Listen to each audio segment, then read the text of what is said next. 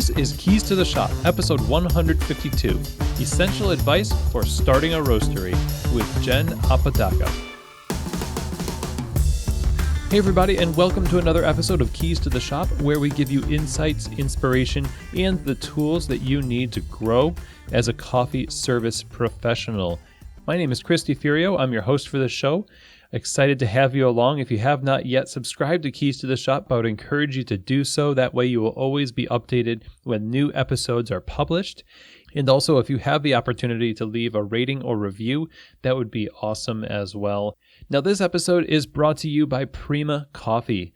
Prima is a leading specialty coffee equipment supplier who curates the best equipment from around the world to fit exactly with the needs of both their enthusiast and their commercial customers, helping you succeed in making the best coffee at home or in your shop is what drives them. And, if you're opening a coffee bar and you need to find the right kind of equipment to get started, or you already own a coffee bar and you're looking to upgrade or expand what you offer, these are the people to talk to. Just go to prima-coffee.com. On the website, you're going to find a ton of great equipment and a lot of resources also to help supply you with the knowledge necessary to get the most out of that equipment. Reach out to Prima via phone or email. Let them know that Keys to the Shop sent you, and let them help you get the right equipment to fit your situation. Thank you so much, Prima, for your support of Keys to the Shop. Keys to the Shop is also brought to you by the Pacific Barista Series. This is a line of plant-based performance beverages that are designed specifically for professional baristas and the standards for excellence that they demand. Whether you're going to be using almond, soy, coconut, rice, or oat milk, its ability to take the heat from the steaming process, produce an unmatched silky texture, and keep the flavor balance focused on coffee makes it a perfect choice for your cafe's menu. These products are designed in tandem with professional baristas from around the world. It's just one of the ways that Pacific supports the coffee industry. One of the many ways. They're a huge advocate of specialty coffee across the globe. I would encourage you to go to pacificfoods.com and learn more about how the Barista Series line of plant-based performance beverages can really help elevate the non-dairy beverages in your cafe. Thank you so much, Pacific, for your support of Keys to the Shop. All right, so today we get to dive into some essential advice for starting up a roasting operation. This episode is going to be really helpful for those of you who are wanting to add roasting to what you do in specialty coffee. It's no small feat, and there are a lot of question marks going into something like this. It's an entire different business in some sense, and having somebody to help us navigate setting things up and the kind of mindset you need to have going into it, what kind of things are essential to starting a roastery. This is what this whole episode is about. And we're talking with somebody who does this for a living, someone who is practiced in helping people set up their very own roasting operations, and that is Jen Apodaca. Jen has experience on several styles of roasting machines and is dedicated to the craft of making coffee more delicious. She now runs the Pulley Collective in West Oakland, which is a shared roasting space, and is launching her own roasting company too right now called Mother Tongue Coffee. She serves as the vice chair for the Coffee Roasters Guild. She's the founder of #She'sTheRoaster, and she's a certified Q grader. On top of all of that, she is the 2019 U.S. Cup Tasters champion, which is so awesome, and will be competing in the Worlds competition in Berlin this June.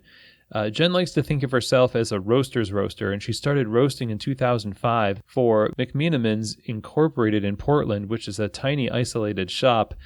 Moving back to California, Jen roasted for Intelligentsia, and later with Blue Bottle as the West Coast production manager. She most recently helped launch The Crown with Royal Coffee as their director of roasting. When she's not roasting, you can catch Jen at a Oakland Athletics game where she plans on spending her retirement and one day meeting Ricky Henderson. I'm so genuinely happy to be talking with Jen. She is a superstar in the specialty coffee industry. She is humble and accomplished and has a ton of great wisdom to share with us to set us on the right course. If that course is heading towards opening a roastery, she has been able to give counsel to so many different businesses that are in the position you're in right now, if that's you. So I'm really excited to share this with you. Here now is my conversation about the essentials of opening a roastery with Jen Apodaca. Well, hi, Jen. Welcome to Keys to the Shop. I'm glad to have you on the show. Hi, thanks for having me. I'm really very excited, very nervous. It's going to be fun. I'm excited to hear your thoughts on this subject. I think you're the perfect person for the job. You're well known in the roasting world. You are super accomplished. We were talking before even starting this interview. You've roasted on pretty much every piece of equipment in the industry. Yeah, I've roasted on quite a bit of machines. I've started my career on ProBots, like 5 kilo, 12 kilos, and then moved to the new P25. And then I took a job with Intelligentsia, and I was roasting on an IR12, which is a Diedrich, for a few years. And we moved to one of those beautiful rebuilt UG22s. Mm-hmm. Then after that, I went to Blue Bottle. And still with Intelligentsia, I also got some time on one of their large Got Hot, an Ideal Rapid. And then I've roasted on some much larger ProBots, and I switched. I was part of the team, or I led the team at Blue Bottle that switched us from UG22s and mostly ProBots to Lorings, and I'm a certified Loring trainer. So I still need some more time on a Gießen, but I have roasted professionally in a production setting on quite a few different machines. You had been working at Royal, but you've recently entered into a new company. Describe to us what you had been doing with the Crown, with Royal, and then what you're doing currently. I started working with Royal Coffee, which is a green coffee importer here on the West Coast, and they opened up an educational facility here in Oakland, California. And for them, I was the director of roasting. And so I worked on open source material and marketing material for their coffees, but I also was an educator. So they opened up an educational building, and in the roast lab, we had a 15 kilo Loring, we had a 5 kilo Diedrich, a 1 kilo Probatino, a double barrel Proster sample roaster. We had some Ikawas, and my job there was to use all of those machines in order to create create information for our clients, like a launch pad, if you will, of our coffees that we were selling. Like, hey, I roasted this coffee this way, and this is what my profile looked like, and this is what it tastes like on the cupping table. And then give some insights into the coffee, more as like a teammate, not as somebody trying to tell somebody what to do with the coffee. I also, in that roasting lab, taught introductory level and advanced level roasting courses. So I've helped a lot of people start roasting businesses over these past 3 years. So you've got a lot of experience seeing people in the process of just brainstorming what they're going to do, trying to get a handle on their own skill sets, and just developing their skills as roasters, outfitting them with the kind of stuff that they're going to need to be successful. Oh, absolutely. So doing in that capacity, as well as in my previous jobs, I was also at Blue Bottle, I was the head of the production department of the roasting facility in Oakland. So I've had a lot of time training new roasters in my career also. Excellent. So right now you're working with something called the Pulley Collective. That's correct. So Pulley Collective is run by Steve Mearsh, and it started in Brooklyn as a collaborative roasting space. They have some ProBots and some Lorings. They're in Red Hook, and a lot of really great companies roast out of that space. And they came across to the West Coast here in Oakland, and so we have a warehouse here in West Oakland, and there's going to be a new warehouse in Los Angeles. So here in West Oakland, I've taken on sort of director of operations. So I'll be running the space here, putting on events and inviting new clients to come in and start their roasting companies. And that's what I do for Pulley. It makes me really excited to talk to you about this because that's exactly what we're going to be discussing is starting a roastery, because that roaster retailer model is just getting more and more popular. More people are opening roasteries in addition to their retail outlets, or just starting with roaster retailer right from the get-go. And you've obviously seen people do both good and bad things with those opportunities. So I guess we could just start by asking an initial question, which is, as you think about doing this, what do you need to think about? What do you need to prepare before deciding to expand into roasting your own coffee? Absolutely. That's a great question. A lot of times when I work with somebody who wants to start roasting their own coffee, especially if they don't already have a cafe, so maybe they want to become a wholesale roaster. But the most important thing is to know what kind of coffee you want to be serving, or what do you want your coffee to taste like, you know?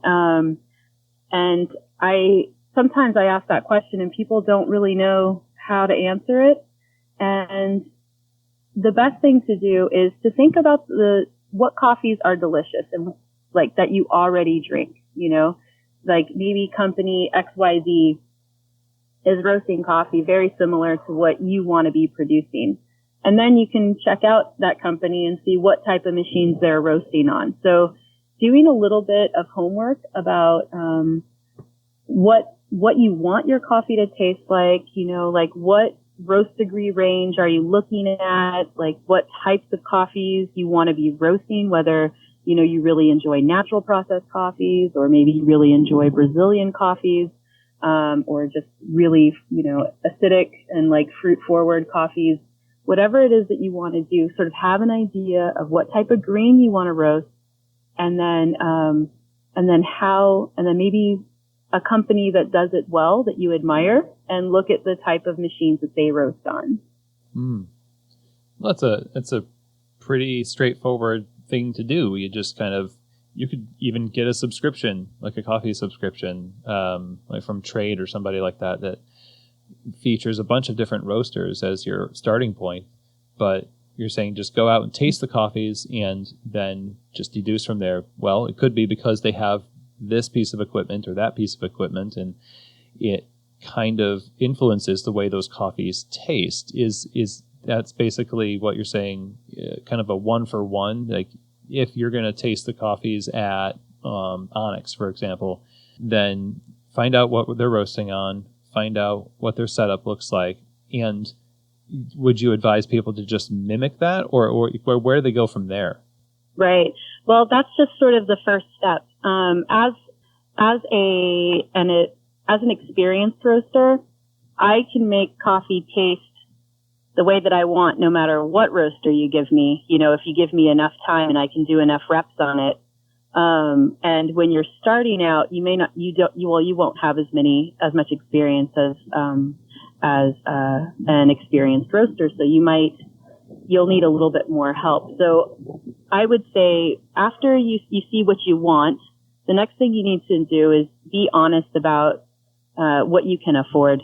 And there's a lot of really great roasters for different price levels. And, you know, the other thing that you need to do is and it's kind of like a mortgage calculator, but you need to look at a calculator that will determine what your true output will be on a roaster. A lot of machines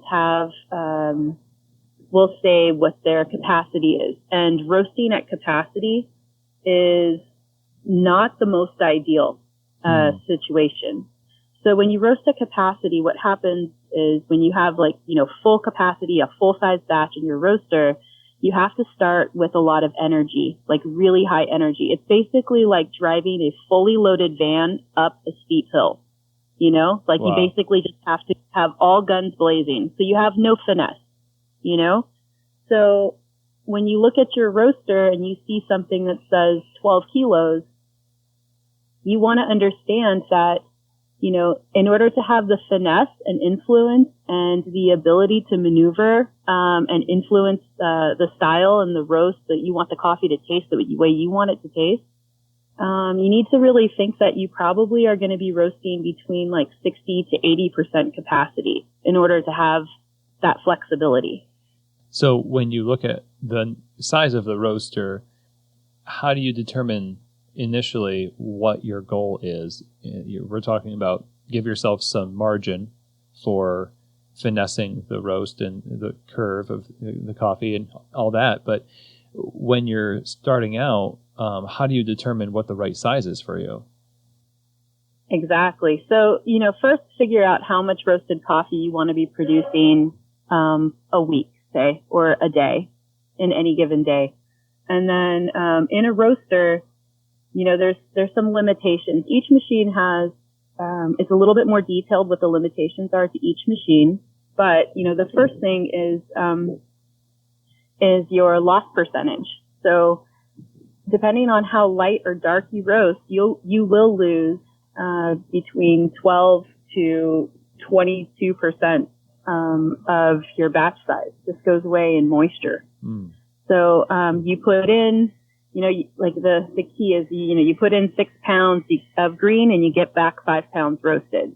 So first thing that you need to do is sort of figure out your loss percentage. So the lighter you roast, the lower your loss percentage will be. And the darker you roast, the higher your loss percentage will be. That also changes with coffee. So high density coffees that are low moisture don't lose a lot of moisture because they never really had it, you know? But if you enjoy a lot of Sumatran coffees, those coffees do have high moisture content and will lose a lot of moisture during the roasting process. So like a light roasted Ethiopian coffee might be a 13% loss, but a light roasted Sumatran coffee will be closer to 16% loss. And so, you know, on average, it's just best to be conservative with these numbers. And I always do a calculation of like 18 to 20% because 18% will be about average between light and dark roasted coffees and then high moisture and low moisture coffees. But if you also just kick in that 20%, that extra 2%, it'll just account for maybe some spillage or, you know, taking out a sample to take to the QC table, or just, you know, it's always better to have a few extra pounds lying around than to have a customer come back and say, oh, you know, we're short a pound, and then you have to roast another full batch. Especially, well, if you're the type of roaster that wants to, you know, roast to order. When you're selecting your equipment, we're talking about picking a roaster. What are there other pieces of equipment that you have to have in order to set up a roastery the right way? I would say not. A lot of companies, there's a lot of other pieces of equipment that can make your life easier. But your roaster is your first big purchase. And I guess before we talk about other pieces of equipment, I would just say that if somebody still isn't sure what type of roaster they want and they can see pricing, there's a lot of opportunities at like SCA trade shows to go down. At every like SCA trade show, there's always a roasting tent because we teach roasting classes.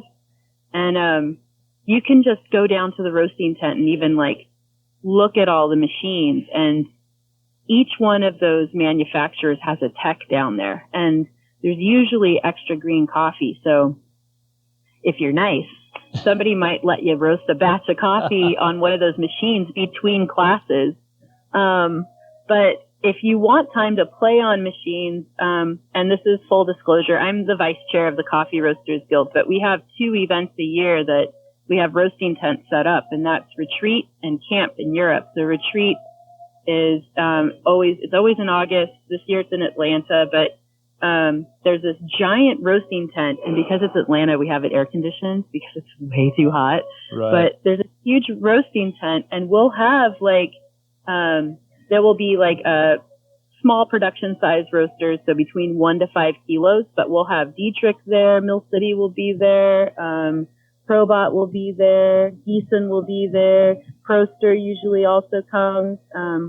But a lot of companies bring their roasters, and we teach classes, and there's plenty of downtime to like ask questions, and and then the best thing is not just talking to the tech, but you'll end up meeting other people who also have that machine. They'll be like, oh yeah, I have a 12 kilo Dietrich. I love it.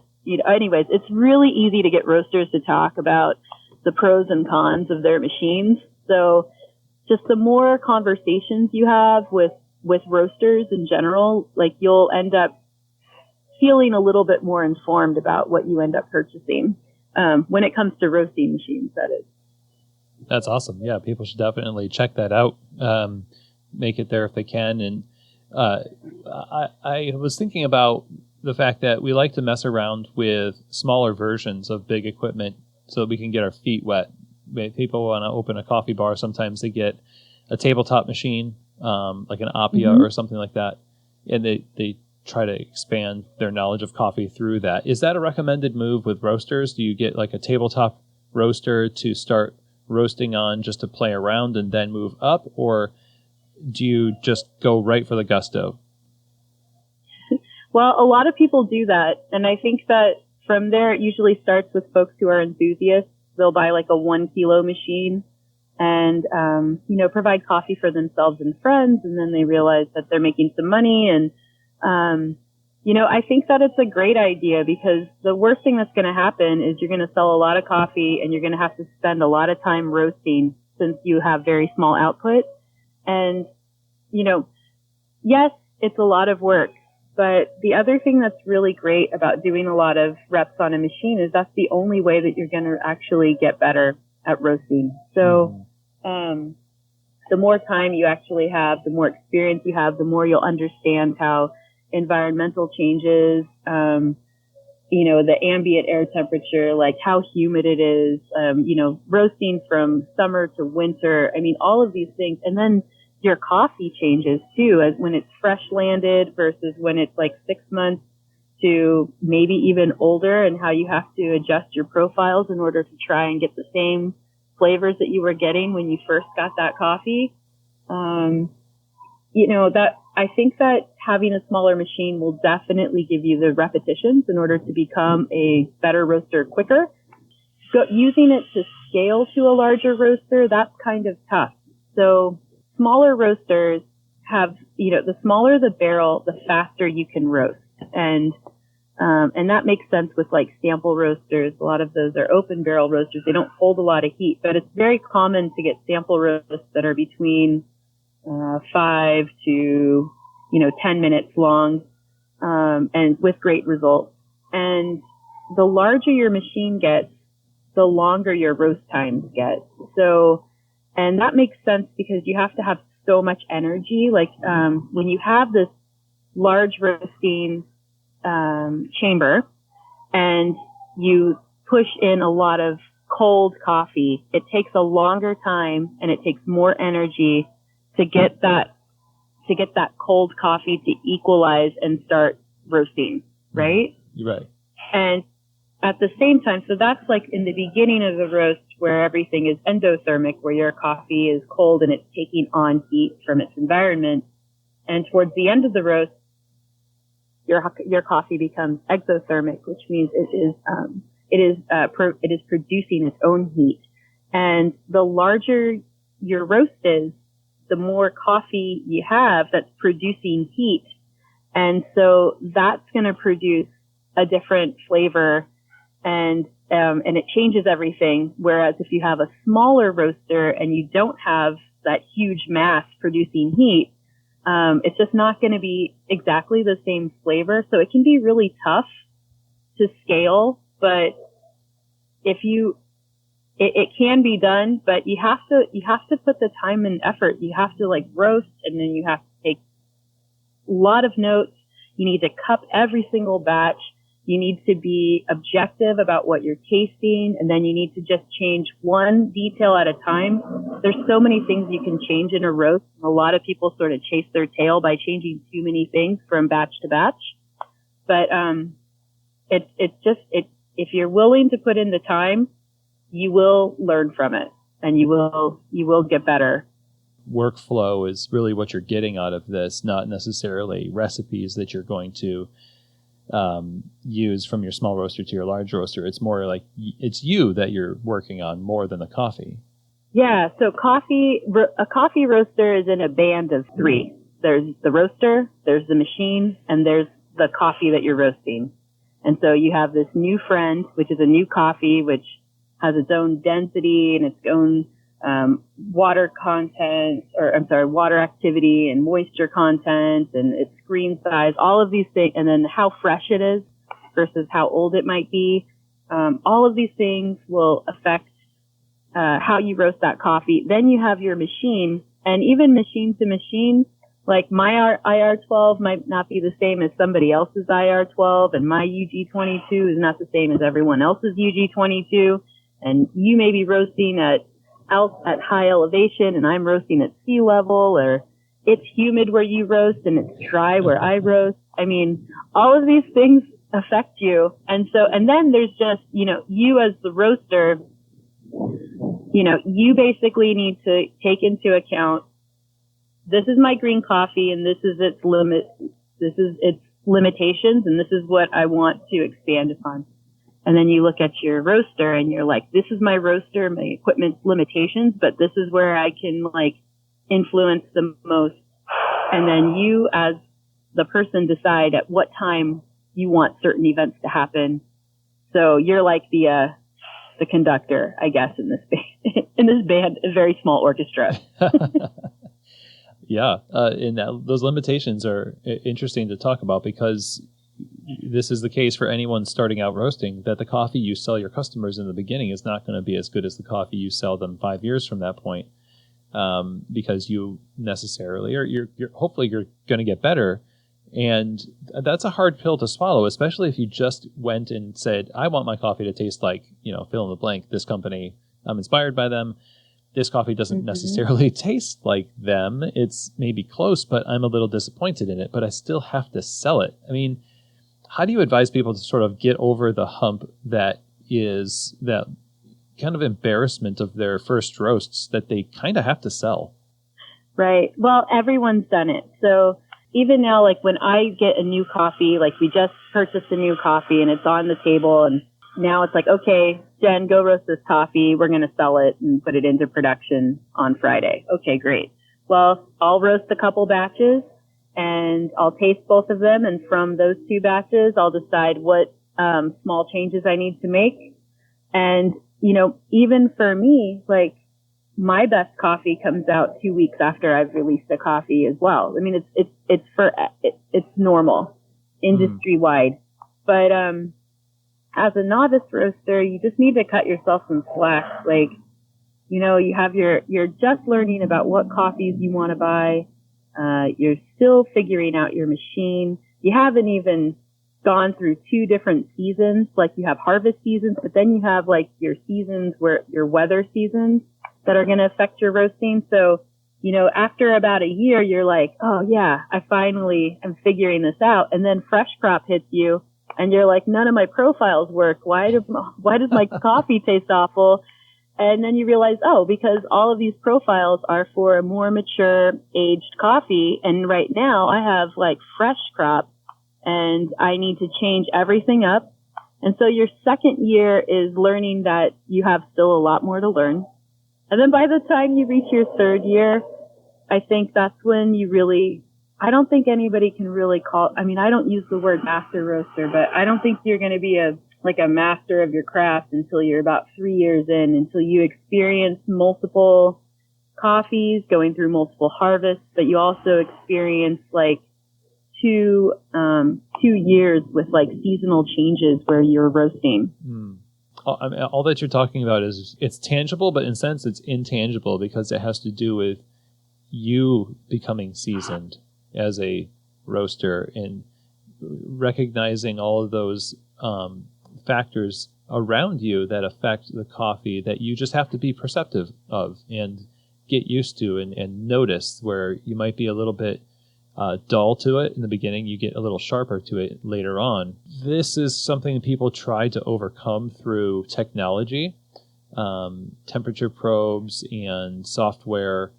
How does technology that's aftermarket technology fit into this equation for helping somebody set up a good roasting program? Well, okay. I think that there's some parts of it. Probes are great. And I think that data logging systems are fantastic. The best use of a data logging system is basically having like a robotic recorder of what you did. It's instead of me having to write it down in a journal, I have a system that's recording everything I did. So I tell people to like put as many notes or comments into their data logging systems, and then that way you're cupping a batch later on, or even a customer opens up a bag and is like, oh, this, I'm just looking at a no parking sign. So this no parking blend is really off, and I buy it every week, and you could look back and say, well, what date was it roasted? And then you can look at that batch and see, like, was that roast different, compared to other batches that you've done? So I think that it's really good for record keeping, but it's not really going to tell you that you have a great roast. And I think that there's a lot of conversations, there's a lot of opinions out there which tell you what kind of curves or profiles or recipes are always going to have great results. But honestly, cupping your coffee is the best thing. What does your coffee actually taste like? It's way more important than what does your roast curve look like? And I think that if you're not sure, there's a lot of things to record, and there's a lot of things that people say that you should pay attention to. But if you're not recording anything right now, I recommend always a timer is great. Knowing what time your coffee reaches from start until its yellowing stage, and then what time it is from yellowing until you hear first crack, and then knowing the time from first crack until you finish the roast. If you can at least have that stuff recorded, then you can have a conversation with somebody about like why your coffee might taste a certain way, or what you might want to change in the future. I think that some data logging systems and probes and the technology can kind of take away a little bit. Do you feel like it's a crutch? Yeah, it's kind of like it's like a false idol, I think, or something. You're like, oh, my coffee has to taste great because it looks like this. But, if you've seen roasts of, like, for instance, if you're roasting on a small machine, like I roast on this 1 kilo Probatino, and I reach yellow really fast, the yellowing stage really fast. And that's the way that machine works. It has a lot of power and it holds a lot of heat. And if I extend my yellowing stage to be too late, there's so much power that it actually makes my coffee end up tasting a little dried out. However, if I roast on a Diedrich, like I can charge as hot as I want and turn the heat up as high as I want, and I will always reach yellow around 4.5 to 5 minutes. And that's just the way that machine roasts coffee. And so I'm not going to try and make my Diedrich look like a Probot curve, and I shouldn't make my Probot look like a Diedrich curve. I should just accept the limitations of my machine and then work around that to create the flavors that I want. And it's like just choose your battles, maybe. Sure. It's the right thing. Well, that's a conversation we have in barista work as well, with scales and just the TDS of coffee, the output of the espresso, the weight of the espresso. A lot of baristas will rely on the numbers and let the numbers tell them against even their own palates that are telling them, hey, this coffee is a little bit bad. And then they say, well, it can't be bad because it's the recipe, so I'm bad, and I need to change according to what this instrument tells me. It seems like there's this same thing with software and data logging software where you could, kind of fool yourself into thinking you're making killer coffee and almost lie to yourself on the cupping table that you are, and kind of plug your ears to the feedback that could make you a better roaster. Yeah, or I think even more so, it's people dumping things that are actually really delicious. If they're like, oh, it doesn't fit into this little narrow idea of what's delicious based on my numbers, I'm not even going to taste it. And then sometimes you taste it and you're like, actually, this tastes great. Some coffees have more tolerance than other coffees to have like a larger range of acceptability in order to maintain the flavors that you're trying to produce. Some coffees are super finicky and you got to hit all of the targets every time or it will taste different every time. So knowing your product is super important, and tasting all of your mistakes is like the best way to learn. That's such a great piece of advice. And that balance that you're talking about, and it just with, Spider-Man, I guess, with great power comes great responsibility to not fool yourself and to take, let your palate guide you. And we have so much resource.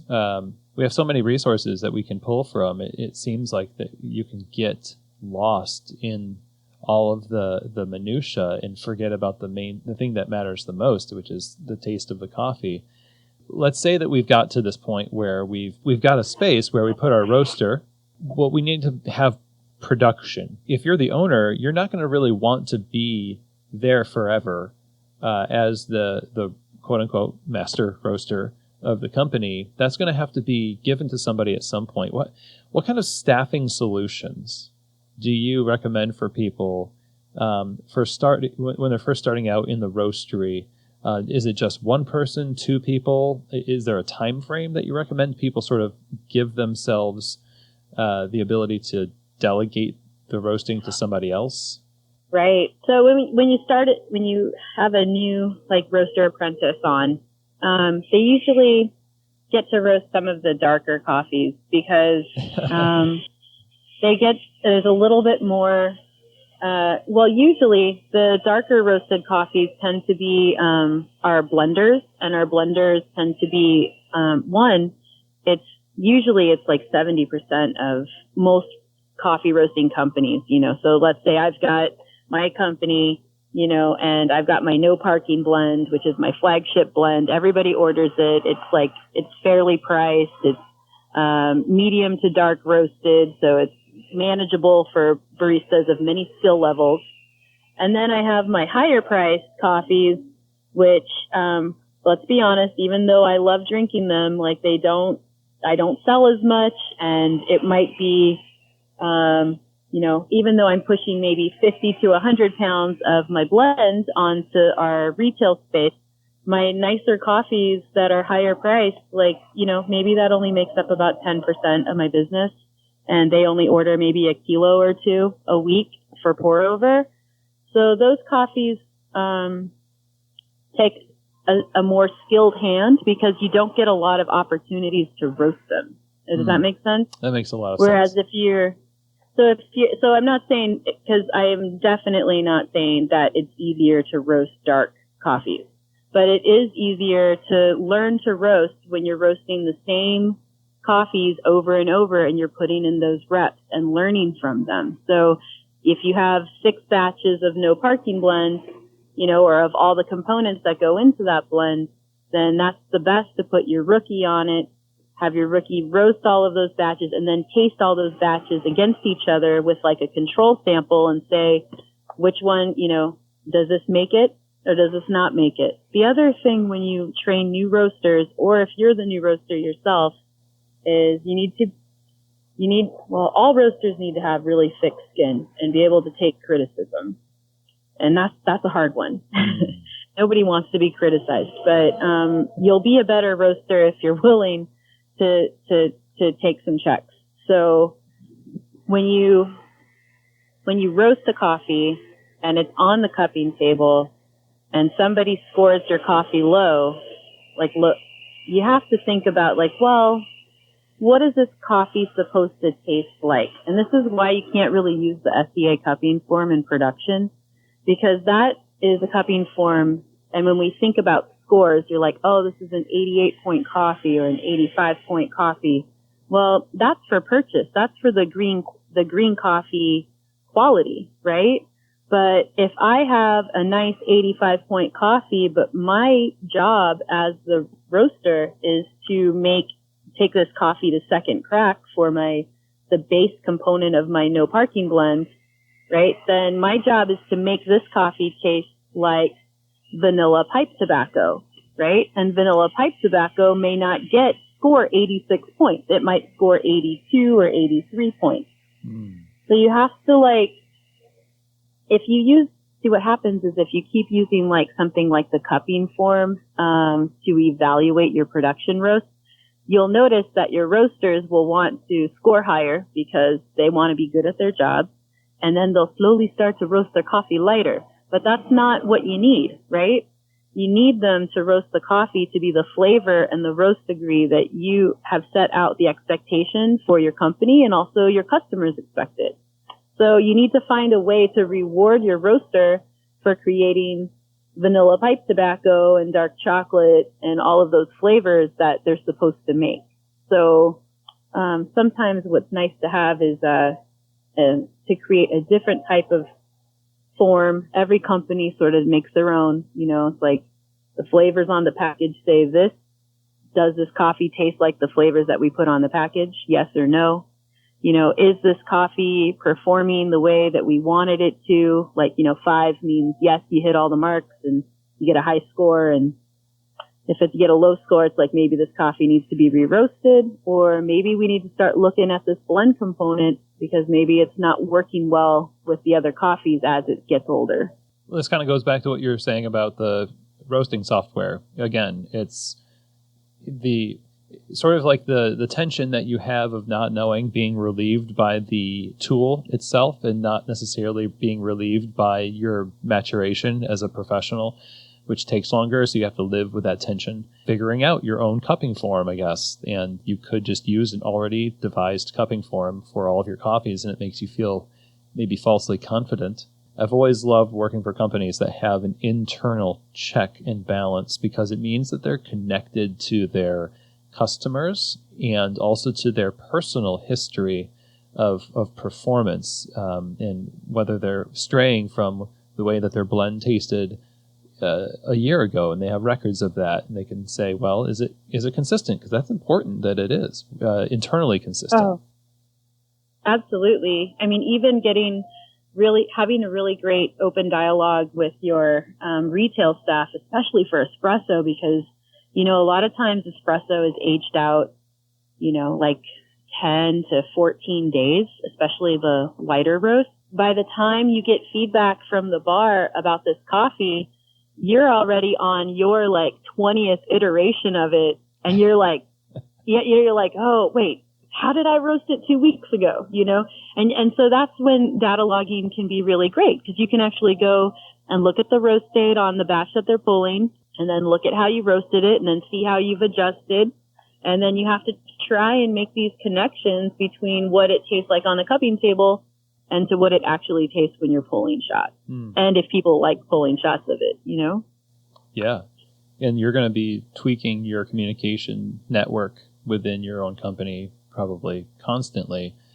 It doesn't really help too much to pull shots of a coffee you just roasted and make determinations from there. You sort of have to have the delay, like you were saying, a 14-day delay to make some critical decisions about something that maybe you have to build up a whole lot of work until it becomes something you can iterate on in quote-unquote real time, like let a few weeks roll by, make some decisions about it then when you have all the information, not just some assumed information about the coffee. Is this something that you should take on just one person in the roaster, and then when you've got that kind of set, you invite somebody else to teach them? Or is it helpful to just have two people, one person who's the main roaster and another person who's learning right from the get-go? I think it's always good to have at least two people. You know, some people get sick, things happen, you know, and you need to make sure that somebody can always fill in for someone else.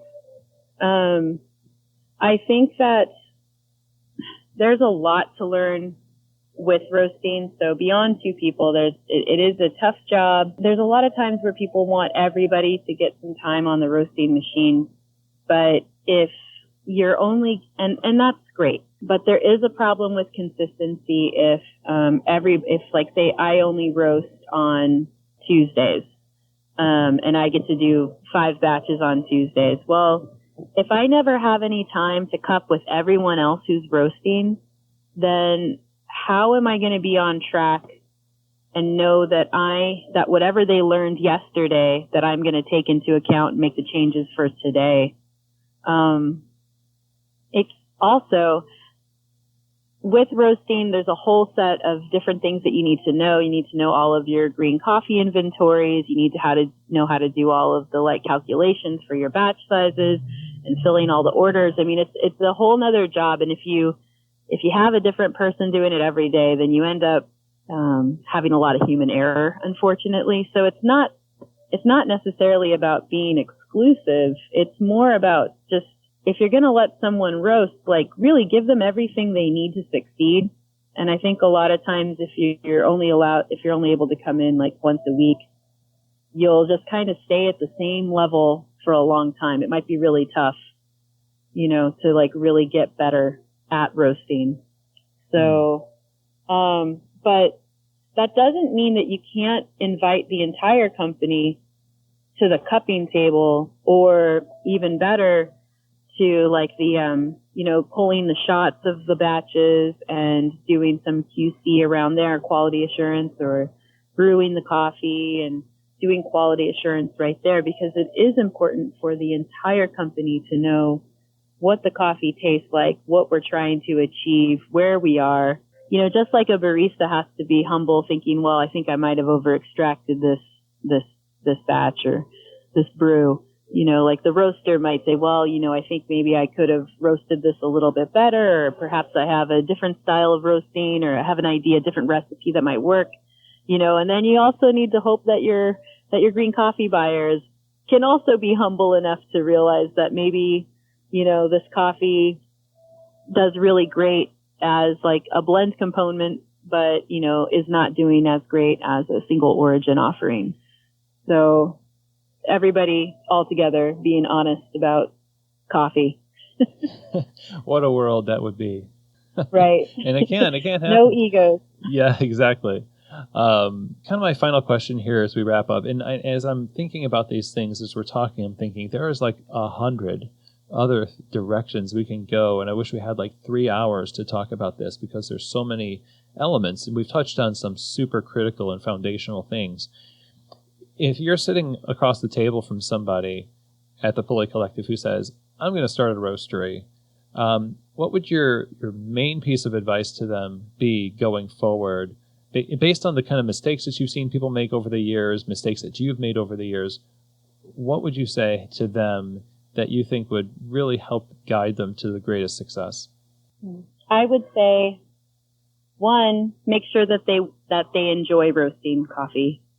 If you don't like doing it, then why not just entrust someone else to roast your coffee for you? If you don't I don't like doing the laundry, so my partner does the laundry, and I do something else. So, so I think if you don't like roasting, then you probably shouldn't start roasting, because you're going to have to put a lot more time in it than you think you do. But, and then if you do like roasting and you're really excited and you want to expand your business because you are knowledge driven and experiential and you're ready, then I would just say in your first couple of years, be careful that you don't overbuy, green, because, we're not Rumpelstiltskin. and your coffee is only going to be as good as it is. So if you buy too much coffee and your coffee starts to show signs of age and doesn't have those beautiful florals and, juicy peach and all of these, and lovely cherry, all these wonderful notes that it had when you first purchased it, and it starts to taste more like paper, you can't bring that back. Once it's gone, it's gone. So having a bunch of money stuck in green, because green is very expensive, and having it be old coffee that you can't use, it really is a big killer for a lot of folks. So, the spot market is your friend. Go to lots of cuppings, only buy what you need. That would be my advice.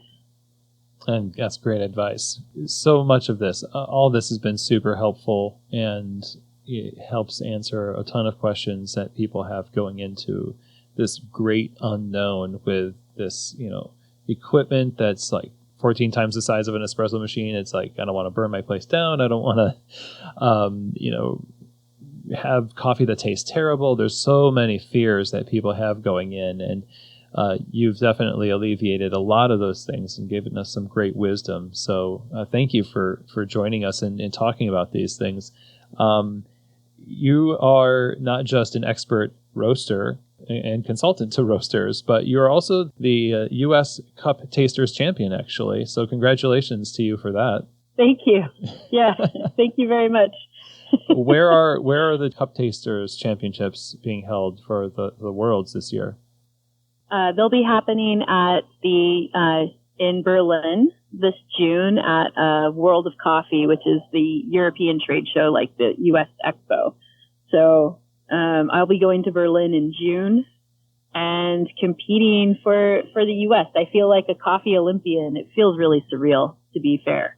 But I'm excited, and Berlin's beautiful. So how can you, who doesn't want to go to Berlin, right? I haven't met them. I don't know. Yeah. Well, we'll definitely have to keep in touch with your progress there. And how can we keep in touch with you and what you're doing on the competition stage, as well as with Pulley Collective and future projects? Sure. Well, you can follow me with my Instagram handle, which is Jenamiga, which is JENIMAGX. And also I'm starting my own roasting business, and that's called Mother Tongue Coffee. You nice. Also there. Yeah.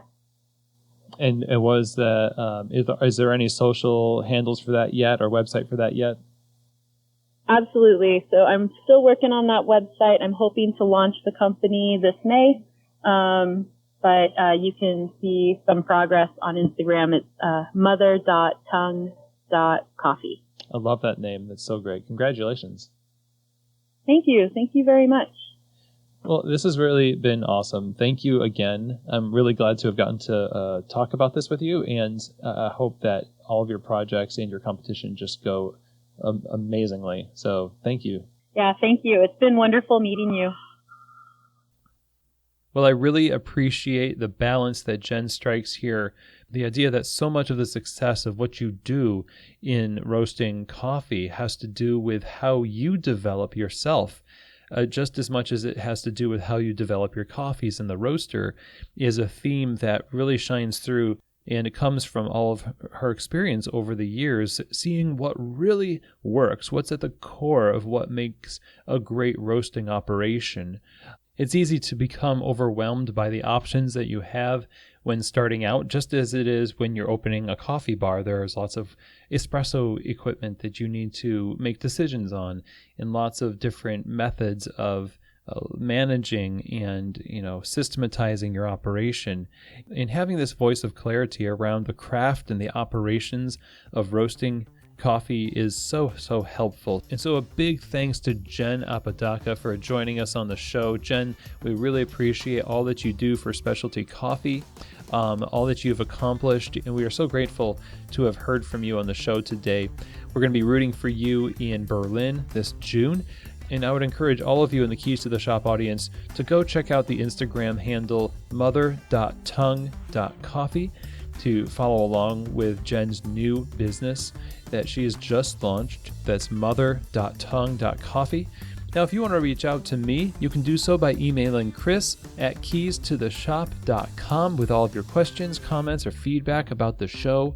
I always love hearing from you. You can also use that email if you want to set up a phone call or start a conversation about working with Keys to the Shop Consulting to help you in your coffee shop's operations, or if you need some help solving a problem and you want to enlist the help of Keys to the Shop Consulting, definitely reach out to me, chris@keystotheshop.com.